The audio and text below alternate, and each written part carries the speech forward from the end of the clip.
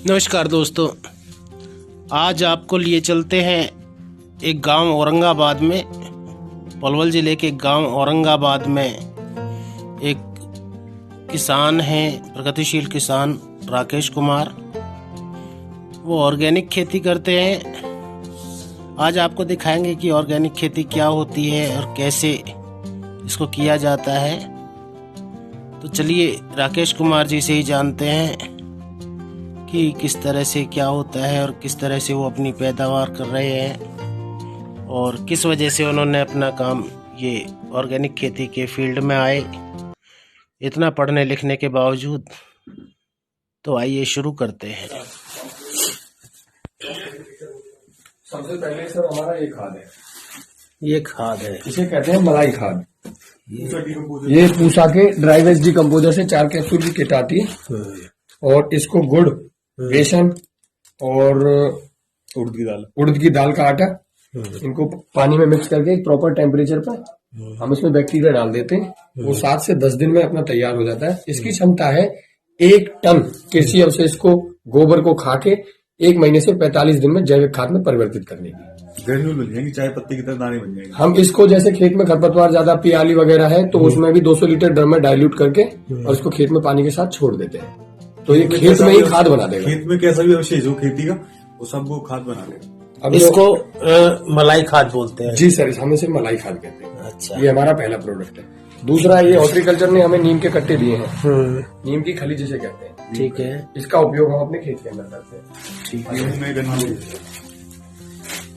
गेहूँ, गन्ना, अन्य फसलें कुछ फसलें ऐसी होती है नीम खली से तो ज्यादा ही गर्म तो आती होती है, तो इसे जलन होती है।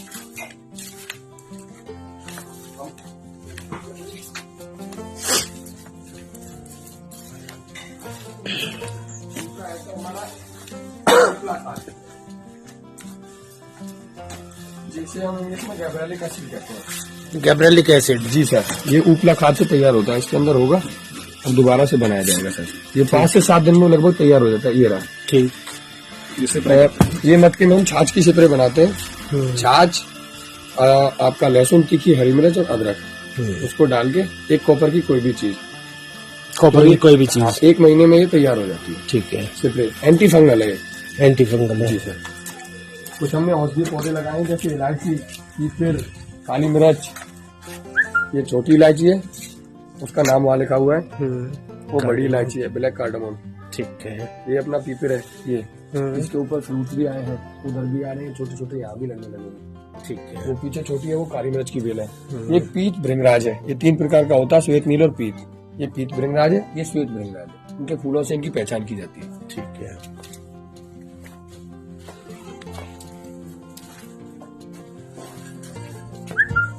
सर ये हमारा मटका खाद, जो हमारा urea, DAP, phosphorus, potash, zinc सबका मिक्सचर है। इसको बनाने के लिए हमें गाय का गोमूत्र, गुड़, गोबर और उड़द की दाल का आटा, सरसों की खल, बेसन और वेस्ट डिकम्पोजर, ये चीज चाहिए। इसमें सर हमारा बोरॉन मिक्सचर है। बोरॉन होती है महुआ के फूलों में पर्याप्त मात्रा में, तो महुए के फूल, उनको पानी में या वेस्ट डिकम्पोजर में डिप करके रखो 15 दिन, तो आपका बोरॉन मिक्सचर तैयार हो जाएगा। बोरॉन की कमी हमारी गोभी में और टमाटर फटने में। काऊ डक, गाय का गोबर।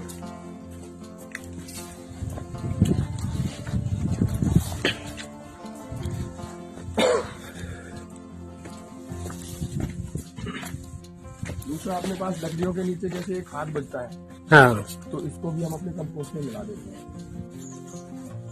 ये हमने ढेर बनाया हुआ है, जिसके ऊपर हमने वो बैक्टीरिया अपना डाल दिया है। ठीक है। तो उधर से उसका कंपोस्ट बिल्कुल बनना शुरू हो गया। आपको मैं दिखाता हूँ कैसे कंपोस्ट किया जाता है। अच्छा, इसमें मलाई खाद का प्रयोग किया है आपने? बिल्कुल।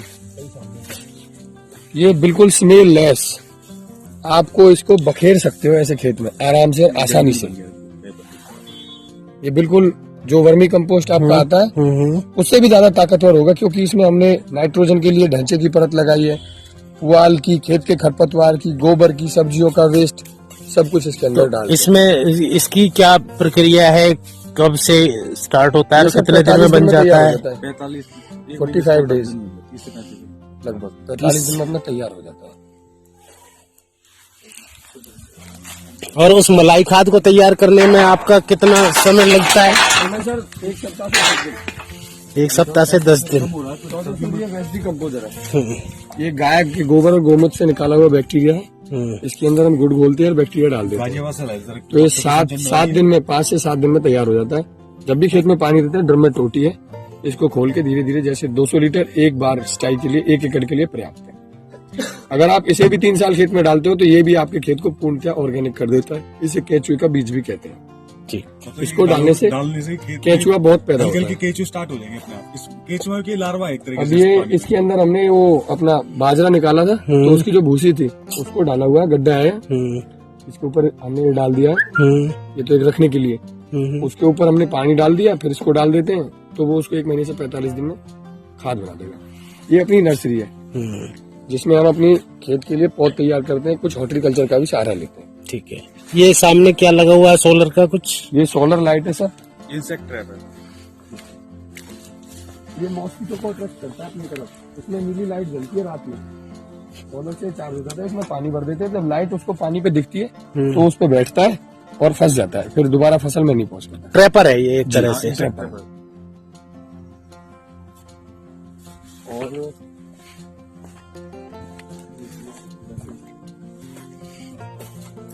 ये सर आपके लिए दिख रहे हैं छोटे छोटे पौधे, इसे वैसे इंग्लिश में सैफरन और हिंदी में केसर कहते हैं। ठीक। ये जो छोटे छोटे पौधे हैं ये केसर की क्यारियां हैं। तो केसर तो हमने सुना है जैसे जम्मू कश्मीर में होता है, तो सर केसर कई प्रकार की होती है। एक अमेरिकन केसर होती है जिसे आप लगभग कहीं भी पैदा कर सकते हो। अच्छा। लेकिन कश्मीरी लाचा केसर वो उसके लिए अत्यधिक ठंड की जरूरत है, और एक नाग केसर उसको भी ठंड की जरूरत होती है। तो इन दोनों को भी हम पैदा करेंगे, उसके लिए हमने जमीन छोड़ रखी है। लाचा केसर का बीज आने वाला है, नाग केसर का मैं ले आया। ये क्या चीज है ये इधर? ये हमारे औषधीय पौधे हैं। ये आपकी टर्मरिक है, करक्यूमा लोगा। ठीक है। ये नॉर्मल हल्दी है, वो पीले पीले सूख गई है अब तो, आमिया हल्दी है। अच्छा। और इसके साथ जो लगा है ये कौच बीज की बेल है, कौच की फली। इसके अंदर 2 हार्मोन होते हैं, लीवोडोपा, डोपामाइन, जो कि हमारे हार्ट के लिए बहुत फायदेमंद है। इसमें कोई फली भी लगी हुई शायद, वो लगी हुई उस तरफ। अच्छा ये देखिए, ये फली है सर कौच बीज। कौच की फली है ये। इससे खुजली होती है फली से? जी नहीं सर। कौच के बीज? कौच के बीज पंसारी की दुकान पे आपको मिलते हैं। किस काम के लिए ये प्रयोग होते हैं? होते हैं और हार्ट के लिए टेस्टोस्टेरोन हार्मोन को इंक्रीज करते हैं, और अपने हार्ट के लिए बहुत फायदेमंद होते हैं। ये मकोई प्लांट है। ठीक है। और ये खिरनी का पौधा है, नाम सुना होगा आपने, देखा नहीं होता है। हमने खिरनी खाई थी पहले, घर में बड़ा पौधा था। ये आपका वो है वज्रदंती, जिसके ऊपर पीले फूल आ रहे हैं। ठीक है। इधर आपका पाषाण बेदी, इसे पत्थरचट भी कहते हैं। पत्थरचट। और पतरी को निकालने में बहुत पत्थरी को निकालने में सहायक होता है। ये आपकी केदार तुलसी, होली बेसिल इसे कहते हैं इंग्लिश में। और शिव भगवान के ऊपर यही तुलसी चढ़ाई जाती है। ठीक है। और ये भी वज्रदंती है आपका। ये बेसिल है नॉर्मल। हाँ। ये काली तुलसी की 2 वैरायटी है, एक वहाँ है एक यहाँ है। अच्छा, इन दोनों वैरायटी में भी फर्क है कुछ? जी सर, काली तुलसी के दोनों वैरायटी और फर्क कलर आपके सामने है। इसका भी देख लो, उसका भी देख लो। ये रामा तुलसी है, ये श्यामा तुलसी है। ठीक। और वो काली तुलसी है। ये विनका फ्लोवर सदाबहार के फूल। ये आपको बीच में जो दिखाई जा रही है ये है सर्पगंधा। इसमें से समझो एल्प्रेक्स की टैबलेट बनाई जाती है, नींद की गोली। अगर इसको आप खा लोगे तो नींद ज्यादा आएगी। और इसका मैं आपको वर्णन क्या करूं, इसका आप मेरे को खा के खुद भी वर्णन करके बताओ ये है क्या। आप भी खाओ एक पत्ता, और भैया आप भी खाओ एक पत्ता। ये पीछे आपके लगाए लौंग का पेड़ है, ये स्टीविया का पौधा है। स्टीविया है, इसे मधुपत्रक कहते हैं। इंसुलिन रेगुलेटर है, शुगर का इलाज करता है खुद से। ये आपका क्लोव प्लांट है, लौंग, यूजेनिया कैरोफाइनस। बिल्कुल, इसके पत्ते में भी वो स्मेल है। ये आपका ओरिगेनो प्लांट है, अजवाइन का पौधा। इसे ऐसे रब करो पत्ते को हाथ से और सूंघ के देखो उसको। ये सर्पगंधा है आपकी। ठीक। 1-2 ऐसी औषधि हैं जिनके नाम मेरे को भी नहीं मालूम।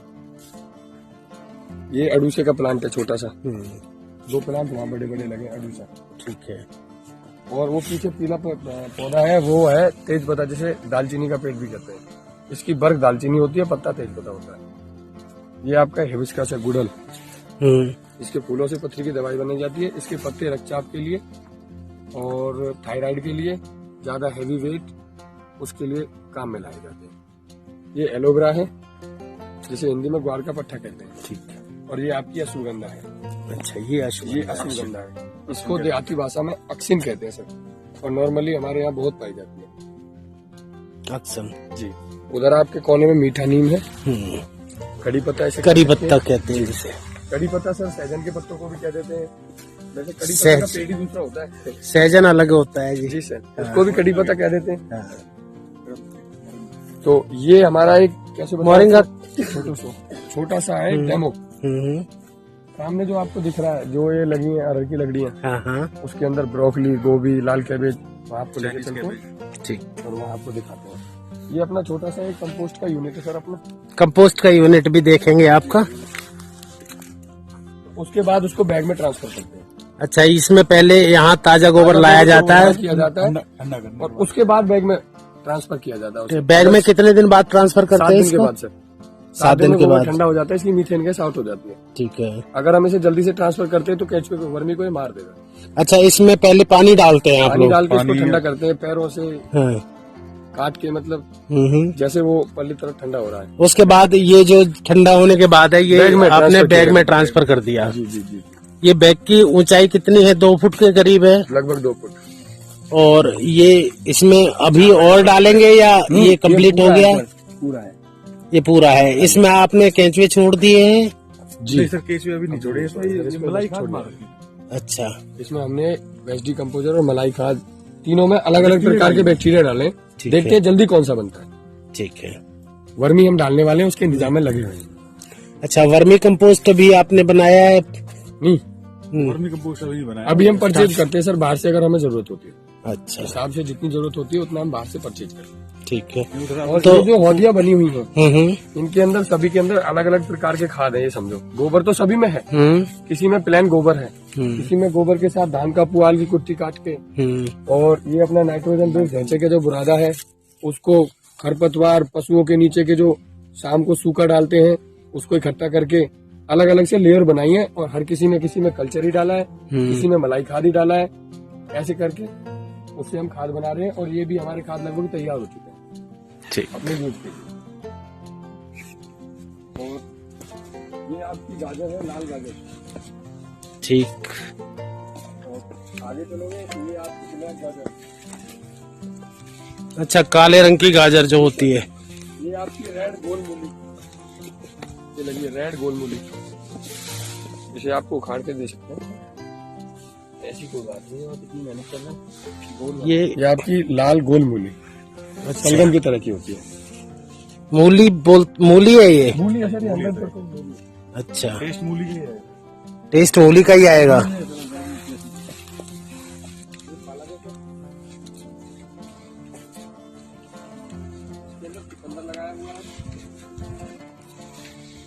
और ये आपकी परली वाली भरवार है, ब्रोकली। और अच्छा। उसमें कुछ मिक्सिंग दे दिया हॉर्टिकल्चर वालों ने, बंद गोभी का। ठीक तो वो है। सारी ब्रोकली है वहाँ से आती है। वो ब्रोकली है, हरे रंग की गोभी होती हरे है। रंग की गोभी, जिसे हाँ। डॉक्टर ऑफ हाइट भी कहते हैं। उनका डॉक्टर बहुत अच्छा है। तो ये सारा आपने ऑर्गेनिक किया हुआ है? बिल्कुल सर, इसमें मेरे को लगभग 3.5 साल हो गए सर। ये आपकी लंबी लाल मूली है। अच्छा। ये आपकी लंबी लाल मूली है सर। ये खा के देखो, मूली का टेस्ट होगा, और कितनी भी मोटी हो जाए कच्ची ही रहेगी। अच्छा, कितनी भी, ये भी खासियत हाँ, है? ये भी खासियत है। ये इतनी मोटी और इतनी लंबी हो जाती है, फिर भी कच्ची ही लगती है।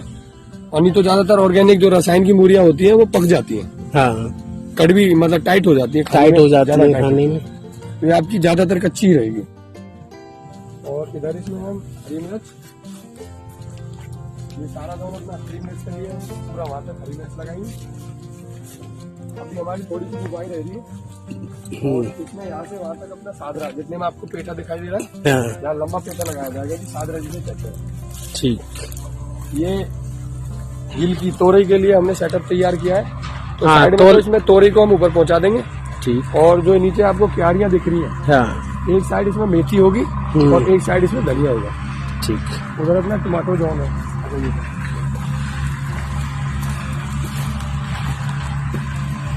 हमें जगह जगह इनमें फेरोमोन भी लगाए हैं, जो पीस के रोक लेता है अपने अंदर। ठीक। ये आपकी बुलाते होंगे, ये टमाटर हो गए सर, ये बेल वाले हैं।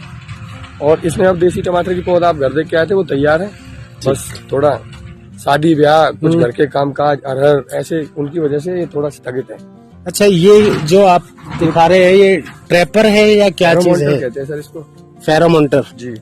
और इसमें ये किस तरह से काम करता है फेरोमोन्टर? इसके अंदर सर मैं आपको बताता हूँ, याद रखिए, इसके अंदर जो ये लटका है टुकड़ा सा, ये अंदर ये गंध देता है। ठीक। उसकी गंध को सूंघने के लिए मच्छर ये रहा है, और ये इसमें पॉलिथीन में अंदर नीचे चला जाता है, और इसको हम नीचे से ये इकट्ठे हो रहे हैं, इसको नीचे से खोल के कहीं दबा देते हैं। ठीक। और ये अपने पेटे की फसल थी, आप देख सकते हो नील गाय ने इसमें कितना नुकसान किया है, बिल्कुल खाली पत्ते। और अब इनका इतना तगड़ा जुगाड़ किया हमने, अब साले अंदर आओ। गोलियां भी चला ली भाई साहब, मैंने 500-700 रुपए की गोलियां भी खर्च की इनके पीछे। तो यार वही है, क्या हो जाती है, इनके पेट के ऊपर गिलोय की बेल चढ़ जाती है। अच्छा, ये श्वेत भृंगराज है? ये श्वेत भृंगराज है। अच्छा। तो इसको साथ लगने से पेटे में भृंगराज के कुछ गुण आएंगे, एंटी एलर्जिक होगा, हार्मोन डेवलप करेगा। जो भृंगराज काम करता है वो काम ये सब्जी करेगी, आपकी सब्जी भी होगी, आपकी दवाई भी होगी। तो ये आपके डबल फायदा हो गया। ठीक है, हमने अपनी फार्मेसी घुसेड़ दी दवाइयों में, खेती में, सब्जी में, सब में। जितना वेस्ट होता है उसको निकाल के यहाँ डाल देते हैं, इसमें पानी का छिड़काव करते रहते हैं, उसके ऊपर अपना बैक्टीरिया डाल देते हैं, वेस्ट डिकम्पोजर। ठीक। इसे डिकम्पोज कर देता है और अपना हम खाद यूज कर लेते हैं। तो सबसे मेन बात खाद के ऊपर आती है। अगर हमारे पास खाद नहीं है तो हम इस खेती को करें बेवकूफी। अगर हमें सारी चीज बाहर से खरीदनी हो, सबसे पहले गाय पालो, जिससे गाय को गाय का दर्जा मिले, उसकी हमें जरूरत हो, उसका दूध भी हो, उसे अच्छा ऑर्गेनिक खिलाओ। अब इसके पत्ते बचेंगे वो गाय खाएगी, अच्छा गोबर करेगी, गोबर अच्छा करेगी तो आपका जो खाद है उसकी न्यूट्रिएंट वैल्यू ज्यादा होगी, वो पोषक तत्व ज्यादा पौधे को प्रदान कर सकता है। बतौर इसके सामने गन्ना है, एक ये खेत है, इसमें पशुओं के लिए कुछ चरी लगाई है और कुछ गेहूं। अब की बार हमने 2 बीघा जमीन में आधा एकड़ काला गेहूं भी बोया था, तो अगली बार हमारे लिए उसका सीड तैयार हो जाएगा और खाने में घर वाले खाएंगे काला गेहूं। काला गेहूं, उसकी क्या न्यूट्रिएंट वैल्यू होती है? सर अभी तक हमने उसके ऊपर ज्यादा कुछ शोध तो किया नहीं है, बट उसकी न्यूट्रिएंट वैल्यू ज्यादा बताते हैं, और उसका रेट भी, सरकारी रेट लगभग 3800 रुपए प्रति क्विंटल का बताते हैं। अच्छा। अब हमने बेचने के उद्देश्य से तो वो बोया ही नहीं है, हमने तो वो अपने घर खाने के उद्देश्य से, और उसका बीज तैयार हो जाए अगली बार के लिए। ठीक। जो हमें कहीं से, अगली बार हमने 4000 रुपए का वो 20 किलो बीज खरीदा था, अगली बार हमें वो बीज ना खरीदना पड़े, और हम अपने आस पड़ोस के किसानों को भी उसका बीज मुहैया कर सके, और कम दामों पे, उनको इतना ज्यादा पैसा बीज के लिए भी ना वेस्ट करना। इस खेती को देख के किसानों का रुझान होगा, तो एक तो हमारी भूमि मां सुरक्षित हो जाएगी, गौ माता को गौ माता का दर्जा मिलेगा, सारा परिवार सुखी होगा। और उसका 1 एकड़ से अगर किसान रासायनिक खेती करता है तो इतना उत्पादन नहीं कर सकता जो वो अपना घर का खर्चा चला के दूर के बाहर का कर्ज भी पटा सके। इसी बोझ के कारण किसान कर्ज के नीचे दबता जा रहा है। जैविक खेती करेगा, अच्छा उत्पादन भी लेगा, अच्छे दाम भी लेगा, और अगर औषधियों की खेती करेगा तो वो इन कर्जों में नहीं फंसेगा, वो अपने परिवार को अच्छा चला सकता है और सक्षम कर सकता है। तो औषधियों की खेती आप कब से कर रहे हैं, कब से शुरू करी आपने? लगभग हमको औषधियों की खेती शुरू करे से 1.5 साल हो गया। अच्छा, 1.5 साल से आपने क्या उसमें उत्पादन लिया है कुछ? सर आपको प्रॉपर उत्पादन तो नहीं कह सकता, हाँ। लेकिन 1.5 साल से हमने अपनी, एक तो सतावर है ये निकल रही है, ठीक है, तो मैं जैसे दवाइयाँ देता हूँ उनमें इसको यूज कर लेता हूँ। ठीक है। पंसारी से मैंने बात की थी, वो 250-300 रुपए किलो बताते हैं, जब खुद से लेने जाते हैं हम उनसे तो वो 1200 रुपए किलो देते हैं। ठीक। तो मैं उनको क्यों दूं? बिल्कुल। पाउडर बना के अपनी भैंसों को दे दिया, दूध बढ़ाने में, धनेला के रोग में, बांझपन को दूर करने में, पेशाब की समस्याओं को दूर करने में, स्त्री को कैसी भी समस्या हो, शतावर उसके लिए रामबाण इलाज है। कुछ नहीं करना, शतावर का चूर्ण बनाओ और उसे 1 चम्मच चूर्ण दूध के साथ रोज उबालो, उसमें मुनक्का और मखाने डालो और आराम से पियो। 1 महीने में औरत की सारी बीमारियां स्टॉप। मेंस्ट्रुअल डिसऑर्डर, लिकोरिया, कमर में दर्द, सर में दर्द, पैरों में दर्द, जो भी दिक्कत औरत को होती है उसका वो संपूर्ण इलाज है। ऐसा कोई आयुर्वेदिक टॉनिक नहीं होता जिसके अंदर शतावर ना हो। Very good. कोई ही टॉनिक होगा जिसके अंदर शतावर नहीं हो। मेनली सबके अंदर शतावर होती ही होती है। अश्वगंधा और शतावर, हमने अश्वगंधा लगाई थी लेकिन हम थोड़ा लेट हो गए तो उसका बीज जर्मिनेट नहीं हो पाया, और जिस तरीके से वो लगानी थी उस तरीके से हमने नहीं लगाई, हम एडवांस चल रहे थे उससे, तो हमारी वो जर्मिनेट नहीं हुई। नहीं। अब की बार जब लगाएंगे तो प्रॉपर तरीके से उसकी नर्सरी तैयार करके उसके बाद ही पौधा रोपण करेंगे। ये आपको बैंगन के जो पेड़ दिख रहे हैं 2 साल के हैं, 1 साल में उन्होंने खूब बैंगन दिया है। अच्छा, अब ये उसी साल के अभी दोबारा ये कटिंग कर दी, दोबारा से फुटाव आया, हाँ। तो अच्छे दोबारा से फला गया, दोबारा से फैला गया है। ये शकलकंदी है, इसको नील गाय ने नहीं खाया है, ये घर के पास है हमारे। ठीक। तो देखो ये कितनी बड़ी है, उसको आप देख के आए। तो इसमें शकलकंदी कितनी बड़ी बड़ी हो गई होंगी? सर ये जमीकंद है, इसका तो हम आपको नहीं कह सकते, अभी खोद के टेस्ट ही नहीं किया। अब इसमें फूल आ रहा है। तो ये कितने दिन की हो गई है ये जो लगाई हुई है आपने? ये लगभग आपकी सर 5वें महीने में है। 5वें महीने में। और वैसे कितने दिन की फसल होती है ये, कितने दिन में कंप्लीट हो जाती है? Complete 6 month, 5 to 6 month complete. ठीक। ये टावर का पौधा है, वहाँ से इसकी जड़ें निकाल के दोबारा से इसको रिप्लांट कर दिया। जड़ें काट ली थी, हाँ, बस वो मेन उसका वो था, वो लगा दिया, रूट लगा दिया, रूट काट के वो लगा दिया। और ये अपना आंवला है, आंवला इसको खूब लगे हुए हैं, हाइब्रिड की समझ के आंवले भी खूब है। अंदर चीकू का भी पौधा, आइए अंदर से दिखा दो। ये आंवला है। ये आमला लगा। आ जाओ सर, अंदर से दिखा दो। तो भाई साहब आप अपना नाम बता दीजिए हमें, और कैसे आपने ये शुरू किया वो मैं बताइए। राकेश कुमार, सनोप श्री जिले सिंह, गांव औरंगाबाद से बिलोंग करता हूँ। बी फार्मेसी करके उसके बाद मैं जैविक खेती में आया। जैविक खेती में आने का मेरा उद्देश्य था, घर में बीमारियां, घर में ऐसी बीमारियां हो गई, मेरी मम्मी को खुद को हार्ट की सर्जरी करानी पड़ी, पापा जी को किडनी की सर्जरी करानी पड़ी, बच्चे छोटे मोटे, कभी खांसी, कभी जुकाम, कभी बुखार।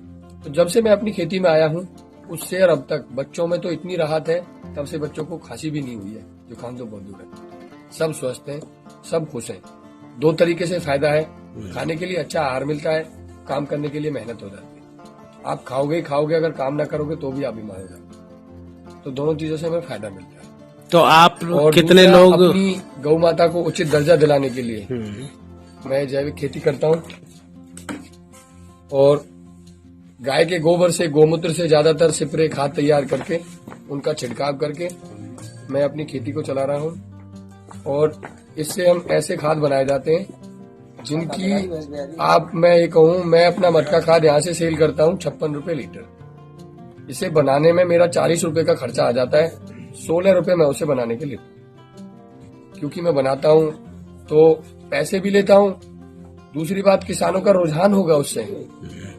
अगर किसान को बिना यूरिया डीएपी डाले कोई चीज का फायदा मिले तो किसान का रुझान बढ़ेगा, वो उस खेती पे जोड़ देगा, तभी किसान हमारे संपर्क में आएंगे। लगभग अब भी 10 से 12 किसान हमारे संपर्क में हैं जो ये जैविक खेती करते हैं हमारे कहने से, और उन्होंने उत्पादन भी अच्छा लिया है। और बाहर तो बेचने की मैं आपको नहीं कहता, उसकी प्रोसेसिंग चल रही है, बट उस उत्पादन से उनके घर में बीमारियों की कुछ कमी आई है।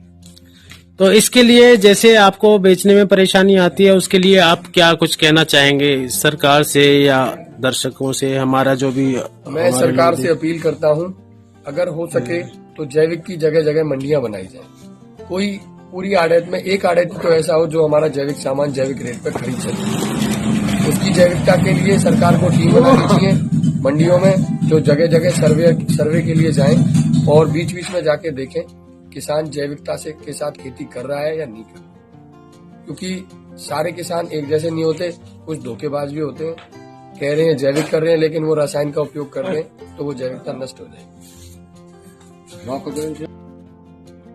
तो दोस्तों, कैसा लगा आपको ये वीडियो? अपने सुझाव रखिएगा, हमें कमेंट्स के माध्यम से बताइए। अगर वीडियो पसंद आया हो तो लाइक करिए, हमारा चैनल सब्सक्राइब करिए और शेयर करिए अपने मित्रों के साथ। आपने वीडियो को देखा, आपका बहुत बहुत धन्यवाद। आपका दिन शुभ हो, इसी आशा के साथ आपसे विदा लेता हूँ। अनिल सोलंकी।